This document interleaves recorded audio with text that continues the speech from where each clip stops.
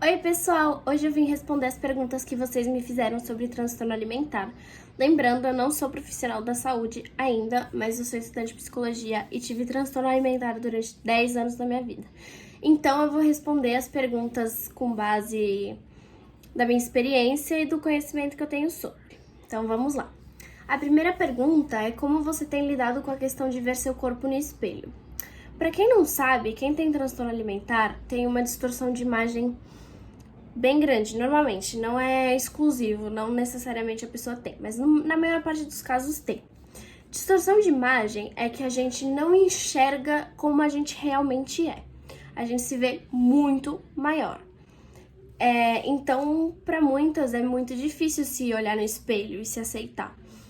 Mas, assim, para mim, desde que eu comecei a recuperação lá no começo, era mais difícil pra mim, porque nosso corpo na recuperação muda muito rápido.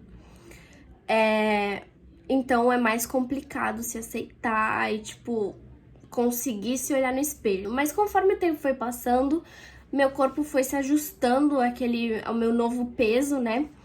E eu parei de ter receio de me olhar no espelho. Hoje em dia eu consigo me olhar no espelho e não ficar colocando defeito em tudo que eu vejo. Falar que eu não coloco defeito em nada é uma coisa complicada. Acho que até quem não tem transtorno alimentar faz isso. Mas hoje em dia eu tô muito mais de boa com a minha imagem, porque depois de um tempo o seu corpo meio que para de mudar e se acostuma. A próxima pergunta é como ajudar quem tem transtorno e também como ajudar quem tem pensamentos assim, mas não pratica de fato. Bom, em primeiro lugar eu queria falar que você não deve falar sobre isso com a pessoa em momentos de refeições. Porque assim, vamos supor, vocês sentaram pra comer e a pessoa pegou só salada, ou uma quantidade mínima, sabe? Não vai lá e fala, você tá comendo pouco, né? Porque, ou sei lá, ou qualquer coisa a respeito de transtorno alimentar na hora da comida. Porque pra gente já é um momento extremamente difícil. E provavelmente você falar alguma coisa nessa hora vai gerar uma discussão, a pessoa vai acabar não comendo, se comer vai acabar vomitando. Então, assim, eu acho que o importante é não falar na hora das refeições. Quando você for falar com a pessoa, não chega falando, eu acho que você tem transtorno alimentar. A pessoa provavelmente já sabe. Mas chega, você sabe que você pode contar comigo, né? Sabe que eu tô aqui pra te ajudar, eu nunca vou te julgar, eu vou querer sempre seu bem. Coisas do tipo, não seja, confrontativo. Acolhe a pessoa, sabe? Mostra pra ela que ela pode confiar em você e que pode conversar com você. Mas se você quer realmente ajudar a pessoa, por exemplo, minha família, como ajudar alguém da sua família que tá? Marca uma terapia em família. Eu sei que não é todo mundo que pode pagar, mas tem vários convênios que tem. E muitos psicólogos têm valor simbólico para poder atender quem não tem condição para pagar. Então, assim, tem que ser um profissional da saúde que vai ajudar. Se perceberem bem no comecinho, pode até ser que não seja necessário, mas o recomendado é sempre procurar um profissional da saúde, seja psiquiatra, psicólogo, nutricionista, mas nutricionista tem que ser especializado, de preferência. Na verdade, todos, mas de preferência nutricionista tem que ser especializado, que a pessoa entende mais o assunto, sabe como funciona nossa cabeça, né? E é isso. E alguém que tem pensamento, mas não pratica, a pessoa tá a um passo de praticar. Só tá, falta aquele gatilho pra praticar. Então, assim, procurar ajuda profissional o quanto antes, sabe? Se você tá suspeitando que alguém tem, seja sua amiga, da sua família, conversa com alguém de confiança e pra ajudar a pessoa. Quando você se deu conta que tinha? Bom, é uma história complicada, porque foram muitos anos de transtorno alimentar, mas eu nunca tive uma relação saudável com a comida. O que eu quero dizer com isso? Na época, eu não fui diagnosticada, porém, os profissionais que me trataram lá no Hospital das Clínicas, eu fiquei internada lá 3 meses no Instituto de Psiquiatria, na Enfermaria de Comportamento Alimentar, que é referência na América Latina para tratamento de transtorno alimentar. Então, lá os profissionais, a gente tem que contar nossa história, né? Com base a isso, eles descobriram que desde pequenininha, desde que eu era criança, eu tinha TARI. O que é TARI? Transtorno alimentar restritivo evitativo. O que significa isso? É aquela pessoa fresca. Em português, claro, é aquela pessoa fresca. Mas não é só isso. Pessoas com TARI, a Fernanda do Vale, eu vou inclusive marcar ela aqui pra vocês verem o perfil dela. Ela teve transtorno alimentar também. E o filhinho dela tem TARI. E ela mostra a luta pra ajudar ele e, né, conscientizando o pessoal que é um transtorno, não é a pessoa é fresca, chata. É além da nossa vontade, sabe? É uma... Eu não sei como dizer, não sei a palavra, mas é tipo uma restrição extrema daquela comida. Tipo, a gente tem, assim, frescura com textura, com jeito que a comida, tipo, coisas muito duras ou coisas muito moles.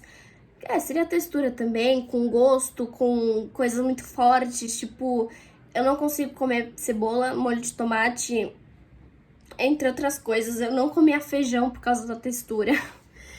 Então, assim, vai muito de pessoa a pessoa, mas é um transtorno que existe. Então, assim, desde pequena, eu soube que minha relação com a comida não era normal. Eu tinha essa restrição a respeito de algumas comidas. Mas assim, nunca na vida eu ia imaginar que eu ia acabar tendo, tipo, anorexia. Então assim, eu meio que sempre soube que eu não tinha uma relação boa com a comida. Então assim, quando eu percebi que aquilo tinha virado um problema, quando as pessoas, tipo, falavam pra mim, tipo, mano, você tá muito magra, tipo, tá na cara que você não tá bem. A próxima pergunta é, agora que passou por isso, sabe dizer como é que ficou preocupante? Então, como eu falei já de novo, quando as pessoas começaram a me falar, com a minha consciência, quando foi que eu achei que começou a ficar preocupante? Vamos lá, eu vou tentar falar de um jeito que não gere gatilho, mas acho que vai ser difícil. Eu acho que foi no momento, assim, quando o meu peso ia definir meu dia. E eu me pesava diversas vezes por dia. E se aquele peso tinha aumentado 100 gramas sequer, já estragava meu dia, já não fazia mais nada, já, tipo, me sabotava de todas as maneiras possíveis. E me castigava de todas as maneiras possíveis também. Eu acho que foi bem por aí que eu comecei a ver, tipo, que a situação tá ficando feia. É uma coisa muito... A gente fica meio que numa zona de conforto, sabe? Porque para muitas pessoas, o transtorno alimentar, ele vem como forma de controle sobre a vida. É a única coisa que a pessoa tem controle, sabe? Todo o resto tá se desmoronando, mas o transtorno tá lá e ela tem controle disso, entendeu? Então, assim, para muita gente, isso acaba virando meio que, assim, uma zona de conforto mesmo. E eu não queria sair dessa zona de conforto. Como foi para você perceber que realmente precisava de ajuda? Você aceitou de boa? Como foi o processo de aceitar que, de fato, para o seu bem, era melhor se curar? Aqui eu vou adiantar uma outra pergunta, que é se eu acredito realmente na cura de transtorno alimentar. Eu não acredito na cura. Eu acho que é uma coisa que a gente vai ter que lutar pelo resto da vida. Óbvio que vão ter dias melhores e dias piores, mas eu acho que o transtorno alimentar é uma coisa que já tá com a gente, sabe? Se você não desenvolve o transtorno alimentar, aí eu já acho que é diferente, mas quando você tem o transtorno, você passa por isso, é uma coisa que vai estar sempre na sua cabeça, mesmo involuntariamente, inconscientemente ou com pouca frequência, e tá sempre no risco de voltar. Isso é uma coisa bem assustadora, assim, no começo, mas conforme você vai fazendo o tratamento, você vai percebendo que, tipo, é viável lutar contra. Como foi pra você que percebeu que realmente precisava de ajuda? Então, pra mim, quando eu percebi, foi realmente quando eu já estava tendo ajuda, porque eu não aceitava. Eu achava que as pessoas queriam só que eu fosse gorda, porque eles tinham inveja de mim.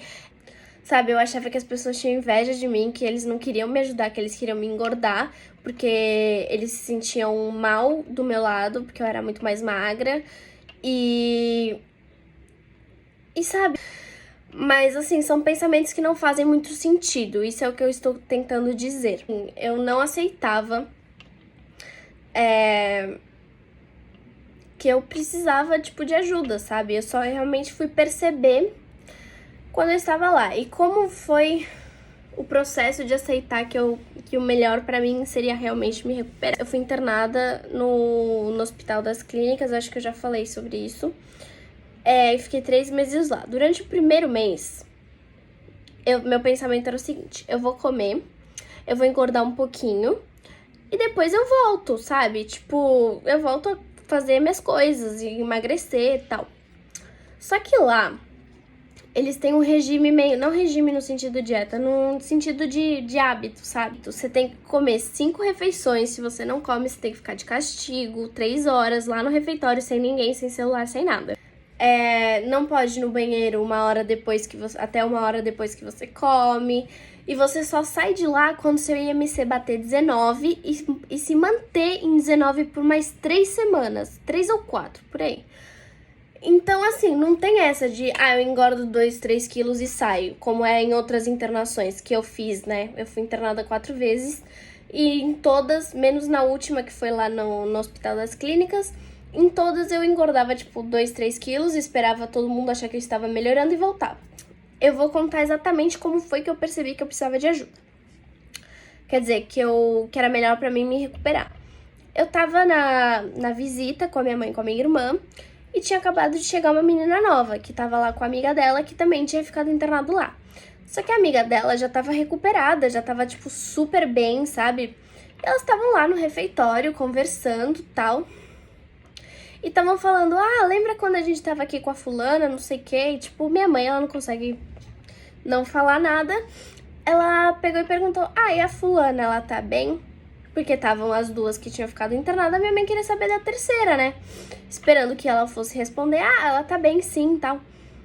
Só que não, ela falou, ela morreu uns 4 meses depois que ela teve alta daqui por conta da anorexia. Meu, naquele momento eu vi os 3 caminhos, porque são 3 caminhos que a gente tem. A gente ou morre, deixa a doença consumir a gente, morre. A gente fica burlando tudo e todos e fica nessa internação, volta, internação, sai, entendeu?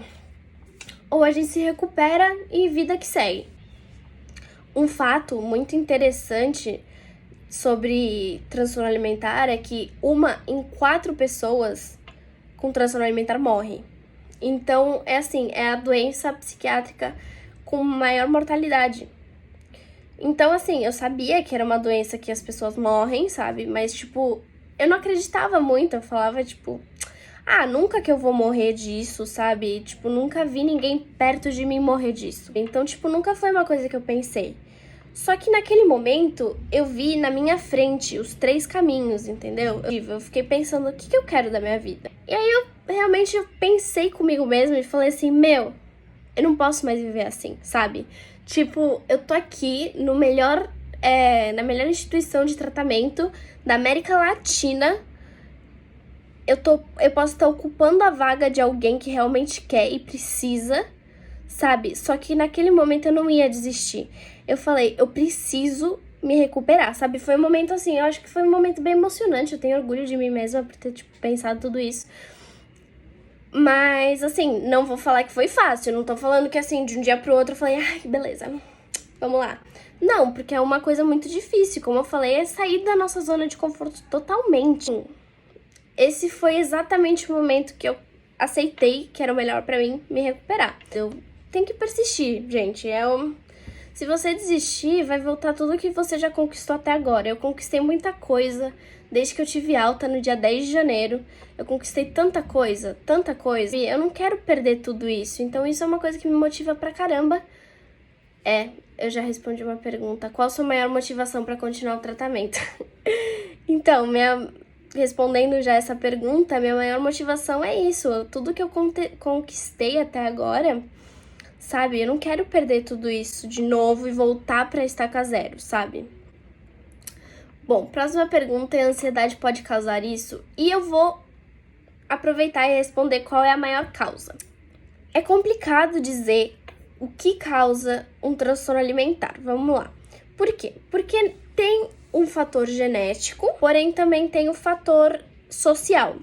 O transtorno alimentar existe desde sempre, tipo, não é uma coisa que começou na era da mídia, tá? Existiu desde sempre. Porém, nesse momento que a gente tá vivendo, com as influencers perfeitas, com as modelos hiper magras e perfeitinhas, o índice de pessoas com transtorno alimentar aumentou muito. Os especialistas, né, eles afirmam que tem esse fator social, né? E assim, a ansiedade não tem nenhuma doença característica para causar transtorno alimentar, depende muito da maneira que você lidar com os seus outros problemas, tipo ansiedade, depressão, sabe? Então, assim, é pra ficar atento, mas não, acho que nenhum profissional se arriscaria a falar que sim, ansiedade causa ou não, ansiedade não causa. Como é ter um transtorno alimentar? Essa pergunta é muito complicada, porque é uma coisa nada agradável, é um inferno, a gente realmente vive num inferno. Porque você depende, tipo, sua vida inteira depende do seu peso, da quantidade de calorias que você vai comer, da quantidade de calorias que você vai queimar, como você vai queimar essas calorias, ou como você vai se desfazer da comida, sabe? É tipo, é uma constante obsessão por números. E fora, tipo, a quantidade de mentiras que a gente vive por causa do transtorno, sabe? Agora eu vejo, sabe, tipo... Porque quando eu tava lá doente, eu falava... Ah, não é um inferno, tipo, eu tô de boa, eu tô mega bem, sabe? Mas... Não, realmente é um inferno. Não é legal, não é uma coisa positiva, é constante ódio e sabotagem e números, é horrível. E você não chega a um ponto que você não consegue fazer mais nada. Isso é uma coisa muito triste, sabe? É uma doença extremamente autodestrutiva, literalmente. Pra você só vai ser suficiente quando você morrer. É horrível falar isso, mas não tem limite. Eu lembro que eu falava disso com uma amiga, tipo, eu vou parar quando eu chegar no limite, mas qual que é o limite, sabe? Se eu sempre consigo emagrecer mais um pouquinho, eu só vou parar quando eu morrer. Ou quando eu for internada, sabe? Tipo, crítica, assim. E nem isso, velho. Eu já fui internada em estado crítico, sabe? Então, assim, é uma coisa muito feia, sabe? É extremamente triste ver uma pessoa com transtorno alimentar, porque, de certa maneira, não tô falando que é a gente que causa, óbvio que não, mas, tipo, é nossa própria mente. Eu não gosto muito de pensar, assim, nessa época. Eu tenho muita tristeza dessa época, eu não lembro de quase nada. Não sei se é porque minha própria mente decidiu bloquear tudo, ou porque, sei lá, entendeu? Tem uma perda de memória significativa com quem tem transtorno alimentar, porque nosso cérebro também não funciona direito, nenhum órgão funciona direito. Mas o cérebro é um órgão que também não funciona. Então, assim, coisas do ano passado, eu lembro muito pouco. O que não devo falar para uma pessoa com transtorno alimentar? Começando, não fale sobre corpo, nem o seu, nem o dela. Porque a gente se compara muito. Qualquer pessoa já se compara. Mas a gente se compara ao extremo. Vamos supor, você tá conversando com a sua amiga e você fala, tipo, ai, eu tô pesando tanto, eu tô me sentindo um lixo. Você não sabe quanto que a pessoa pesa, sabe? Você não sabe se ela pesa mais que você ou mesmo que você. Ela também vai se sentir um lixo, sabe? Eu acho que isso, assim, não deveria nem ser coisa com pessoas com transtorno alimentar, mas qualquer pessoa, sabe? Não fale sobre isso agora, principalmente com pessoas que têm transtorno ou tiveram transtorno. Não fale sobre dieta, porque isso é um gatilho. Não fale sobre seu peso, não fale sobre sua aparência e não fale sobre querer emagrecer. E também evita falar, tipo, qualquer coisa sobre corpo, a menos que seja, tipo, algo muito positivo, sabe? Não comenta se a pessoa engordou, não comenta se ela emagreceu, não comenta se ela comeu muito, se ela comeu pouco, se ela comeu porcaria ou se ela comeu muito saudável, sabe? Tipo, tudo isso é gatilho. Então, assim, tenta não falar nada relacionado com aparência, comida e peso. Pode parecer, ai, mas eu não posso falar nada, então Fala sobre seus hobbies, fala sobre viagens, destinos, fala sobre o que você tá estudando, sobre a série que você assistiu, o filme, tem tantos assuntos, além de corpo, peso e aparência e comida. Como sei se tem um transtorno alimentar? Bom, eu vou responder isso em conjunto com qual o melhor tipo de especialista para procurar para lidar com o problema. Vou começar pelos profissionais. Não tem um especialista assim, vou só nesse pronto. Não, é um conjunto de profissões que conseguem fazer esse tratamento. Vamos supor, psicólogo, psiquiatra, nutricionista e fisioterapeuta. Porém, eles têm que ser especializados. Assim, psiquiatra e psicólogo não necessariamente, mas nutricionista e fisioterapeuta, sim. Por quê? Porque a fisioterapia para transtorno alimentar, ela é especializada em mostrar as reais dimensões do nosso corpo. Então, os exercícios não são para movimento nem nada. Tanto que a gente não pode queimar caloria no tratamento. São para você realmente sentir o seu corpo real e não aquilo que você acha que é. Então, tem que ser realmente uma pessoa que tem esse conhecimento. E como sei se tem um transtorno alimentar?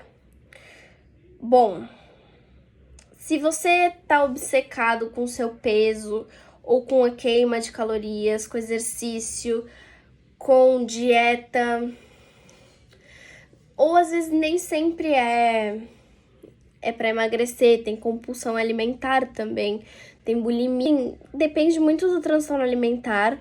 E como saber, você tá obcecado com comida, exercício, caloria, dieta, aparência,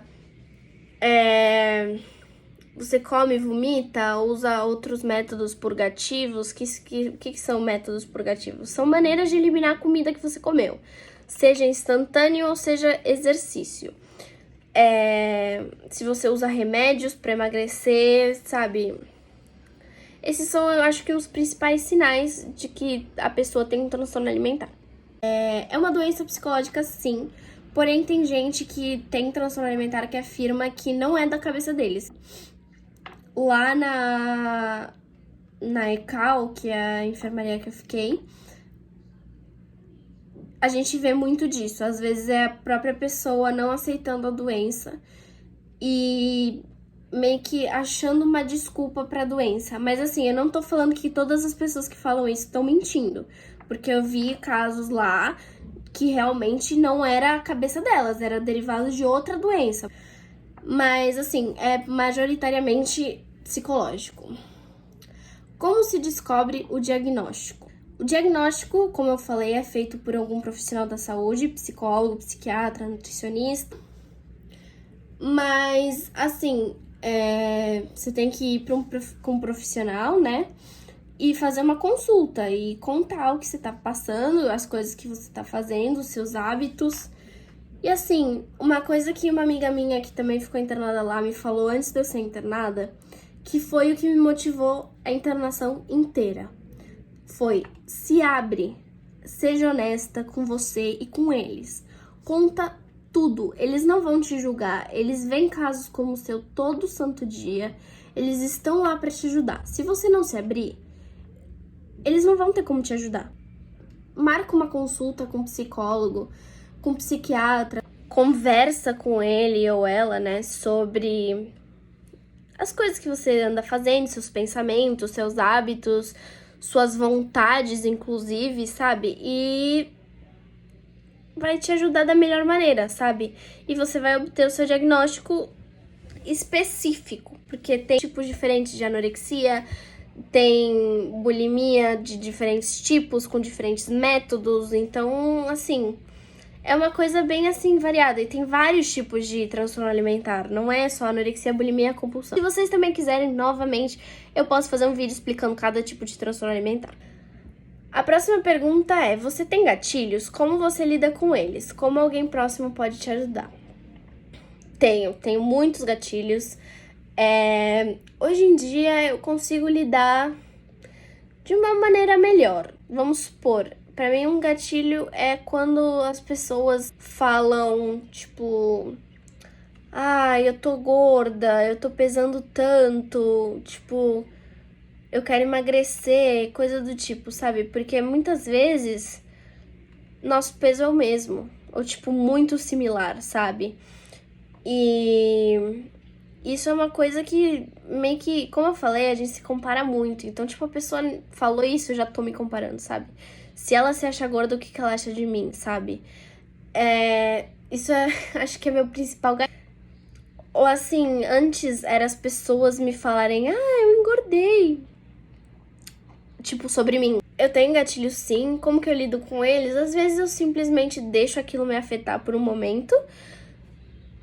Porque é importante a gente reconhecer nossas emoções também, né? Mas, assim, eu sinto aquilo, eu processo aquilo e continuo minha vida, sabe? Eu não deixo aquilo me consumir. A pessoa falou que eu engordei? Engordei mesmo, e daí? Sabe? Eu não tô gorda. Então, mano, sabe? Eu assimilo aquela emoção, aquele gatilho e falo, eu não vou deixar isso me consumir. Eu sou mais forte que isso. Eu acho que isso é o principal pra mim. Quando foi que você percebeu que começou a melhorar? Bom, eu acho que o principal, lá na Cal, eu vou falar depois um pouco da internação. Eu vou fazer um vídeo só sobre a internação, contando como foi, tudo que eu lembrar da internação eu vou contar pra vocês. Mas, como eu já falei, lá a gente tem um regime bem rígido. A gente tem que seguir à risca tudo. E quem fuma pode sair da enfermaria pra ir fumar. E tem uma cafeteria lá embaixo, na saída do hospital. Então, assim, a gente pode descer, mas a gente não pode comer nada. E a gente sentia vontade, né? Sentia o cheiro, tinha vontade de tomar um café, via lá um refrigerante, tinha vontade de tomar um refri, sabe? Mas assim, no começo eu evitava, óbvio, porque eu falava, se eles já estão tentando me engordar lá dentro, eu vou comer aqui fora? Não sou louca. Eu pensava assim. Só que aí, passou um tempo, eu comecei a perceber que eu tinha vontade, que eu estava me sentindo bem em cumprir essa vontade. Então eu vi o pão de queijo lá, eu ia lá e comprava o pão de queijo. Não podia, não podia. Desculpa, dona Cida, mas acontece, né? Comprava um café, teve vez que eu comprei até refrigerante. Então eu comecei a perceber que eu realmente estava melhorando, não era pelo meu peso, não era pelos meus pensamentos, era por isso que eu já me sentia bem em comer por vontade própria e não por obrigação. Porque lá você come por obrigação, né? Porque você tá lá e se você não comer, você fica lá 3 horas sentada, sozinha, sem celular, sem nada, entendeu? Então, assim, eu comecei a perceber que eu estava comendo por vontade própria. Foi o momento que eu falei assim, eu tô no caminho certo. Então, gente, eu vou fazer um vídeo só sobre a internação. Que foi uma pergunta que me fizeram, como foi sua internação na ECAL, conte detalhes, mas eu não conseguiria falar sobre nesse vídeo, porque é muita coisa, foram 3 meses lá. Então é isso, eu acho que eu falei tudo que eu tinha que ter falado. E vou gravar um vídeo só sobre a internação. Se vocês tiverem interesse ou outras dúvidas ou quiserem vídeos sobre outros assuntos, me falem. Eu posso fazer um vídeo explicando cada tipo de transtorno, vou contar minha internação, posso contar minha história pra vocês. Vocês me falam aqui nos comentários e eu faço, tá, gente? Beijos, obrigada por assistirem.